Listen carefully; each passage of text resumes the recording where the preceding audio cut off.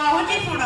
Dress ତୁମେ ଆଣ ପନିପରିବା ତୁମେ ଆଣ ପଲିଥିନରେ, ସଉଦା ତୁମେ ଆଣ ତୁମ ପାଣିର ବାଲ୍ଟି ପ୍ଲାଷ୍ଟିକ୍ସର, ପାଣିର ବୋତଲ ପ୍ଲାଷ୍ଟିକ ପ୍ଲାଷ୍ଟିକ ପ୍ଲାଷ୍ଟିକ ସବୁ ଜାଗାରେ ପ୍ଲାଷ୍ଟିକ। ଆପଣଙ୍କ ଘରେ, ବିଦ୍ୟାଳୟରେ, କାର୍ଯ୍ୟାଳୟରେ, ଦୋକାନରେ, ପାର୍କରେ, ଆପଣଙ୍କ ଜୀବନରେ ସବୁ କ୍ଷେତ୍ରରେ ମୁଁ ପ୍ଲାଷ୍ଟିକ।